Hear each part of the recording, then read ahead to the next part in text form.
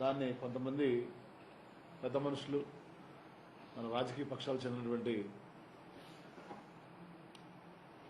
మా రాజకీయ ప్రత్యర్థులు అనవచ్చు ఈ 1,80,000 మందికి ఇళ్ల పట్టాలు ఇస్తే విశాఖపట్నంలో ఎక్కడ వైఎస్ఆర్సీపీ మంచి పేరు వస్తుందో, ఎక్కడ మా నాయకుడు జగన్మోహన్ గారు మంచి పేరు వస్తుందో అని ఒక దుర్బుద్ధితోటి, ఒక రాజకీయ కుట్రతోటి ఇళ్ల పట్టాలను అడ్డుకునే విధంగా వీళ్ళు కోర్టుకు వెళ్ళటం, మరి ఆ కోర్టు కూడా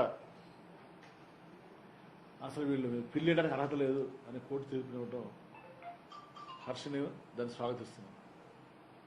ముఖ్యంగా నేను చెప్పేది ఒకటే, ఈ రాష్ట్రంలో ఏ మంచి కార్యక్రమం చేద్దామన్నా కూడా చంద్రబాబు నాయుడు గారు కానీ మరి వారి అనుచరులు కానీ ఏదో ఒక రూపేణ అడ్డుకోవటం, బుర్ర చల్లటం, మళ్ళీ లేనిపోయిన భ్రమ సృష్టించడం జరుగుతుంది. ఇది ఎంతవరకు పద్ధతి మనం ఆలోచించుకోవాలి. మరి రాష్ట్ర వ్యాప్తంగా మనం 31 లక్షల మందికి ఇళ్ల పట్టాలు ఇవ్వడం జరిగింది, జగనన్న కాలనీలు. వాటిల్లో ఇంటి పట్టాలతో పాటు ఆ కాలనీల్లో రోడ్లు, మంచినీరు, కరెంటు ఇవన్నీ కూడా సదుపాయాలు డెవలప్ చేసి ఇస్తారని చెప్పడం. మరి హౌసెస్ ఫస్ట్ ఫేజ్లో 15 లక్షల పైగా హౌసెస్ గ్రౌండ్ అవ్వటం, అది చాలా వేగంగా నిర్మాణం జరుగుతున్న సంగతి కూడా అందరికీ తెలుసు. కానీ విశాఖపట్నంలో ఈ కోర్టు కేసు వల్ల మరి సుమారు ఎంతమంది లబ్ధిదారులు అంటే 1,83,000 మంది లబ్ధిదారులు. వారిలో అనకాపల్లి నుంచి 6,200 మంది ఉన్నారు, భీమిలిపట్నం నుంచి 5,246 మంది ఉన్నారు. మరి జోన్ 1లో 32,000, జోన్ 2లో 23,000, జోన్ 3 జీవీఎంసీ 21,000 మంది ఉన్నారు, జోన్ 4 35,000, జోన్ 5 36,000, జోన్ 6 19,000, మొత్తం 1,83,000 మంది లబ్ధిదారులు. వీళ్ళందరికీ కూడా ఇల్లు లేని వాళ్ళు. మరి వీరందరికీ కూడా ఆనందపురంలో 11 ఎకరాలు, భీమిలి 486 ఏకర్స్, పద్మనాభంలో 500 ఏకర్స్, సబ్వరం 100 ఎకరాలు, ఎందుర్తిలో 300, పరవాడలో 303 ఎకరాలు, గాజువాకలో 88 ఎకరాలు, పెదగంటాడులో 159 ఎకరాలు, మణిపూర్లో, విశాఖపట్నం రూరల్లో 100 ఎకరాలు, అనకాపల్లిలో 500 ఎకరాలు, ఇలా మొత్తం 6,116 ఎకరాలు మరి ల్యాండ్ పూలింగ్ చేసి 72,000 చొప్పున వాళ్ళకి ఇవ్వాలని నిర్ణయించడం, దానికి వాళ్ళు అప్లికేషన్ పెట్టుకోవడం జరిగింది. వీళ్ళందరికీ ఇల్లు ఇవ్వడమే కాదు, అక్కడ కాలనీలో రోడ్లు కానీ, మంచినీళ్ళు కానీ, కరెంట్ సదుపాయం కూడా ప్రభుత్వం కల్పిస్తుంది. అలాగే రైతుల దగ్గర ఎవరి దగ్గర అయితే మరి ఈ భూములు తీసుకుంటూ ఉంటుందో వాళ్ళకి ఎట్టి పరిస్థితుల్లో కూడా అన్యాయం జరగకుండా వాళ్ళకి డెవలప్ చేసి ఇవ్వడం జరుగుతుంది. ఎక్కడా కూడా దీంట్లో ఎలాంటి లాలూచి వ్యవహారం కానీ, ఎలాంటి ఇది కానీ లేదు. ఇలాంటి పూలింగ్ గతంలో చేసింది. కాబట్టి మీరు మొట్టమొదటి చూస్తున్నారు, ఈ రాష్ట్ర ప్రభుత్వం ఏది చేసినా కూడా, ఏ పని చేసినా కూడా గౌరవ ముఖ్యమంత్రి గారు శ్రీ వైఎస్ జగన్మోహన్ రెడ్డి గారు అత్యంత పారదర్శకంగా చేయటం, ప్రతిదీ ఒక ట్రాన్స్పరెంట్ సిస్టంలో ఎలాంటి వివక్షత లేకుండా. ఇప్పుడు 1,83,000 మంది అందరూ మా పార్టీ వాళ్ళు లేరు, ఈ లబ్ధిదారులు అన్ని పార్టీ వాళ్ళు ఉన్నారు. తెలుగుదేశం పార్టీ వాళ్ళు ఉన్నారు, కాంగ్రెస్ ఉన్నారు, బీజేపీ ఉన్నారు, జనసేన ఉన్నారు, కమ్యూనిస్ట్ అందరూ ఉన్నారు. ఈ రోజున వాళ్ళ పార్టీ ఏంటి, వాళ్ళ కులం ఏంటి, మతం ఏంటి, ప్రాంతం ఏంటి చూడకుండా, వాళ్ళు మా పార్టీ ఓటేసల్లో చూడకుండా ఎవరైతే అర్హత ఉందో, అర్హత ఉన్నటువంటి అర్హత ప్రాతిపదికగా ఈ రోజున వీళ్ళు ఎలక్షన్ జరుగుతుంది. ఈ మా అధికారులు ఆ ప్రాసెస్లో నిఘ్నమై ఉన్నారు. తప్పనిసరిగా మరి ప్రాసెస్ అంతా కంప్లీట్ చేసుకునే ఈ కార్యక్రమాన్ని ఘనంగా మరి ఈ నెలలో కానీ వచ్చే నెలలో కానీ గౌరవ ముఖ్యమంత్రి గారు శ్రీ వైఎస్ జగన్మోహన్ గారు చేతుల మీదుగానే ప్రారంభించడం జరుగుతుందని తెలియజేస్తానికి నేను సంతోషిస్తున్నాను. దయచేసి ఇప్పటికైనా మన ప్రధాన ప్రతిపక్ష నాయకుడు చంద్రబాబు గారికి నేను ఒకటో విజ్ఞప్తి చేస్తున్నాను. మీరు దయచేసి మీకు రాష్ట్ర అభివృద్ధిలో మాకంత బాధ్యత ఉంది, మీకు అంత బాధ్యత ఉంది. ఏదైనా ఒక మంచి కార్యక్రమం చేసినప్పుడు మీకు వీలుంటే సహకరించండి, లేకపోతే మీరు గమ్మున ఉండండి. కానీ ఇలా ప్రతిదాన్ని అడ్డుకునే ప్రయత్నం చేయొద్దని విజ్ఞప్తి చేస్తాను. ఇంగ్లీష్ మీడియం అన్నారు, ఇంగ్లీష్ మీడియం పెడితే ఏమన్నారు, హేళన చేశారు అందరూ కూడా. స్కూల్స్లో ఇదే లేదు, ఇంగ్లీష్ మీడియం ఎందుకు కానీ. మరి ఇవాళ పక్క రాష్ట్రం తెలంగాణ గవర్నమెంట్ చూసాం, నెక్స్ట్ ఇయర్ నుంచి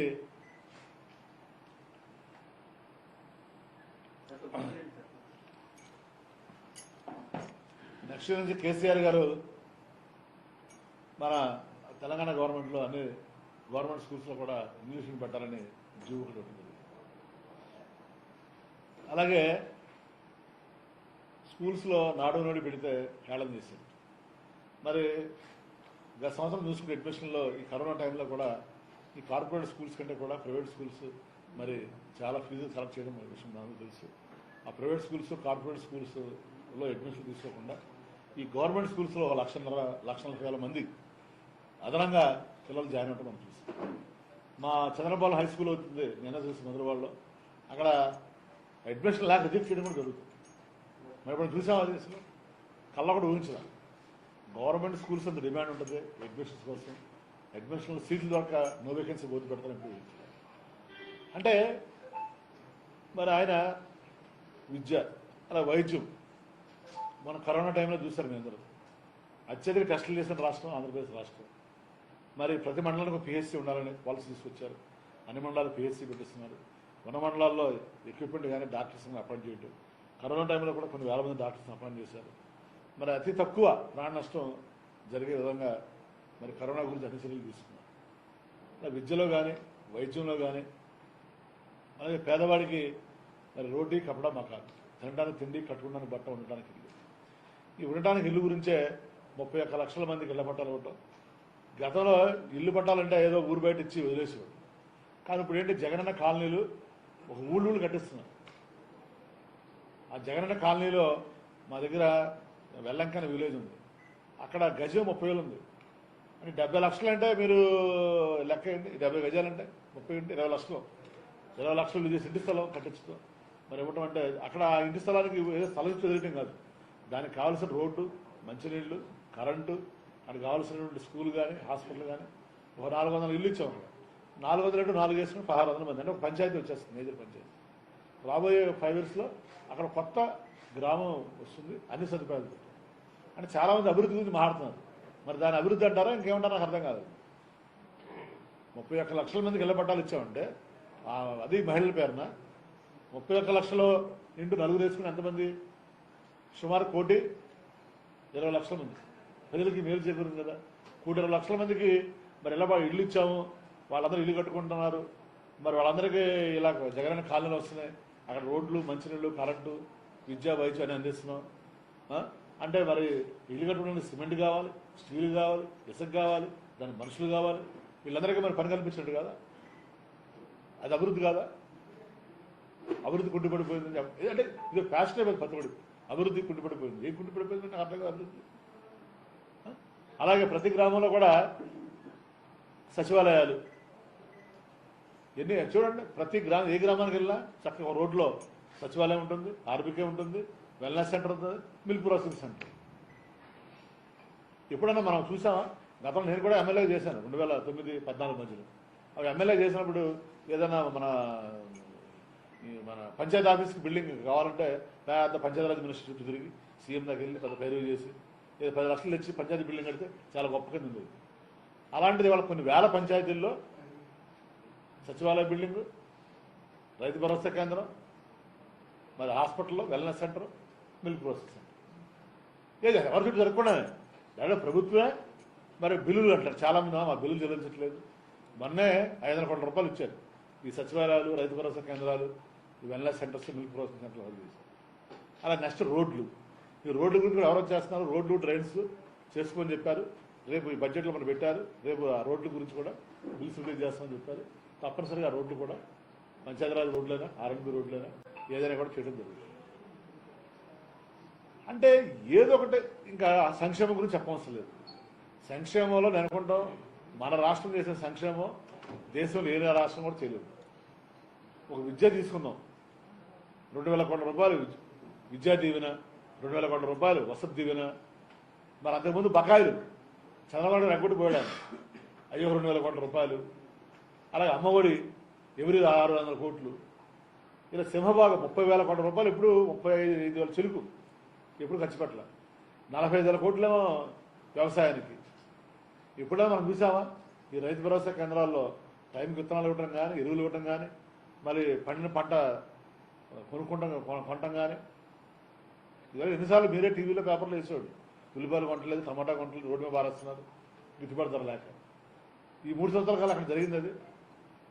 విద్య, వైద్యం, వ్యవసాయం, అలాగే ఇలా చెప్పుకుంటే పోతే ఎన్నైనా ఆయన ఉద్దేశం ఒకటే, ఈ రాష్ట్రంలో ఇన్ని మంచి పనులు చేయడానికి పెద్ద అనుభవం కాదు కావాల్సింది, పెద్ద వయసు కూడా కావాల్సింది. ఆయన చంద్రబాబు గారు చెప్తారు ప్రతిసారి నాకు 40 ఏళ్ళ ఇండస్ట్రీ, పెద్ద అనుభవజ్ఞుని దేశంలో పెద్ద ఇది ఉందని. మనిషికి కావాల్సింది పెద్ద మనసు ఉండాలి ఇవన్నీ చేయాలండి. అలాంటి పెద్ద మనసున్న నాయకుడు కాబట్టి జగన్మోహన్ రెడ్డి గారు ఈ రోజున ఈ కార్యక్రమాలను చేయగలుగుతున్నారు. చెప్పండి, వీటిల్లో ఎక్కడైనా వివక్షిస్తుందా పోనీ? ఇప్పుడు మా దగ్గర 68 పంచాయతీలు ఉన్నాయి. 68 పంచాయతీల్లో ఒక 7 పంచాయతీలు వచ్చారు టీడీపీ. అక్కడ కూడా ఇచ్చాం మేము, సచివాలయం బిల్డింగ్ ఇచ్చాం, రైతు భరోసా కేంద్రం ఇచ్చాం, వెల్నెస్ సెంటర్ ఇచ్చాం, మిల్క్ భరోసా సెంటర్ ఇచ్చాం. అక్కడ అన్ని పథకాలు ఇస్తున్నాం మేము. ఎక్కడ నాపేమో చెప్పండి. అలా జీవీఎంసీ 9 వార్డులు ఉన్నాయి, 61 వార్డులు మేము గెలిచాం, కొన్ని వార్డులు మేము గెలవాలా? ఏ వార్డులో కూడా ఎక్కడ పథకం ఆపామా, అభివృద్ధి ఆపామా, సంక్షేమం ఆపామా? ఇదొక ఎత్తు. రెండోది, చాలామంది కొత్త స్లోగన్ తీసుకొచ్చారు. ఏంటంటే మధ్యన ఏదో రాజధాని ఆగిపోయిందని. మా విధానం ఒకటే, మన దగ్గర 3 ప్రాంతాలు ఉన్నాయి. గతంలో మనం ఏం చేసాం, మన సంపదను తీసుకెళ్ళి ఒక చోట కేంద్రీకృతంగా హైదరాబాద్లో పెట్టాం. హైదరాబాద్లో పెట్టడం వల్ల రాష్ట్రం విడిపోయింది. హైదరాబాద్ తెలంగాణ రాష్ట్రం వెళ్ళిపోయింది. మన రాజధాని లేకుండా పోయింది. పరిశ్రమలు కానీ, విద్యా సంస్థలు కానీ, ప్రైవేటు రంగ సంస్థలు, ప్రభుత్వ రంగ సంస్థలు అన్నీ హైదరాబాద్ చుట్టుపక్కల ఆ రాష్ట్రం వెళ్ళిపోయింది. విడిపోయిన తర్వాత మళ్ళీ ఎక్కడేసిన కొంగళ అన్నట్టు మళ్ళీ బ్యాక్ టు పేరుని వచ్చింది. మళ్ళీ ఈ ఎప్పుడు కూడా ఈ 50 ఏళ్ళ తర్వాత మళ్ళీ తప్పు చేస్తే మళ్ళీ రేపొద్దున ఎవరో కొంతమంది లాగొచ్చు. 30 ఏళ్ళ తర్వాత, 40 ఏళ్ళ తర్వాత, 50 ఏళ్ళ తర్వాత ఒక ఆయన లేచి ప్రత్యేక ఉత్తరాంధ్ర కావాలంటాడు, ఒక ఆయన లేచి ప్రత్యేక రాయలసీమ కావాలంటాడు. ఈ బీజేపీ వాళ్ళే చెప్పారు మొన్న. ఈ బీజేపీ వాళ్ళు 2 మన ఏం చెప్పారు వాళ్ళు ఒకసారి అసలు రాయలసీమ వదిలేశారు, ఒక ప్రత్యేక రాయలసీమ ఉండే. రాయలసీమ పుట్టిన చంద్రబాబు నాయుడు కానీ, రాయలసీమలో పుట్టిన జగన్మోహన్ రెడ్డి గారు కానీ రాయలసీమ అభివృద్ధి చేయట్లేదు అసలు. ప్రత్యేక రాయలసీమ 1 or 2 years చెప్పారు. ఇప్పుడు మళ్ళీ ఏమంటున్నారు, మళ్ళీ మాకు అమరావతి కూడా రాజధాని వాళ్ళు చెప్తున్నారు. మేము న్యాయ వ్యవస్థ పట్ల, కోర్టుల పట్ల మా నమ్మకం ఉంది, గౌరవం ఉంది, కాదంటలేదు. అట్ ద సేమ్ టైం ప్రజా న్యాయస్థానం కూడా ఉంది కదా, ప్రజల ఆకాంక్షలకు అనుగుణంగా పనిచేసే ప్రభుత్వం ఇది. మాకు ప్రజలు ఇడుపుల పైన ఇచ్చాపురం వరకే 1 side మెజార్టీ తోటి ఒక సర్పంచ్ ఎలక్షన్ అయినా, ఎంపీటీసీ అయినా, జడ్పీటీసీ అయినా, ఎమ్మెల్యే అయినా, ఎంపీ అయినా అన్నీ జగన్మోహన్ గారి నాయకత్వం వైఎస్ఆర్సీపీ అభ్యర్థులను గెలిపిస్తున్నారు. గెలిపించినప్పుడు ఆయన ఏమనుకుంటున్నాడంటే, మరి ఆయన ఎలాంటి స్వార్థం లేకుండా ఈ 3 ప్రాంతాలు అభివృద్ధి చేయాలి, 3 ప్రాంతాలు